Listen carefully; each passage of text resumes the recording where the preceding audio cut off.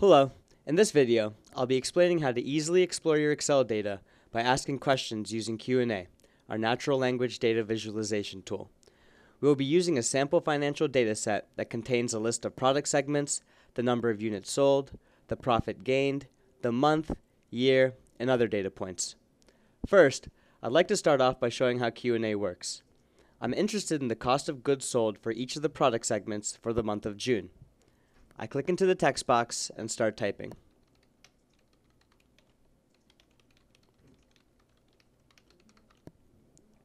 Instantly, Q&A was able to provide me with the bar chart that answers my question. Now, I'll run through the entire process of how to get Q&A to work for any Excel data. This is my sheet with all of the financial data. To enable this workbook for Q&A, I have to put this data into an Excel table.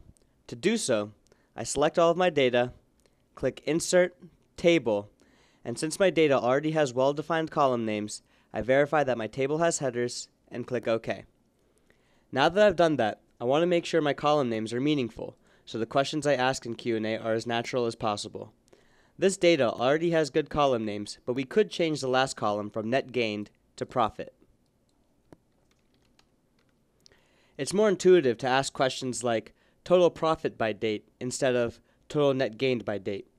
The workbook is now ready to be saved and uploaded to Power BI. I've already loaded the workbook, so let's try another question. This time, I'm interested in the total profit relative to the units sold.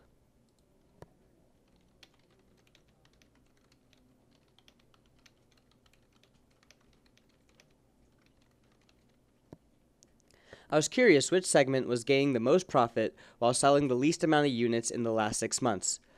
Q&A was able to provide me with a meaningful visual that showed that small businesses make the most profit relative to the units sold.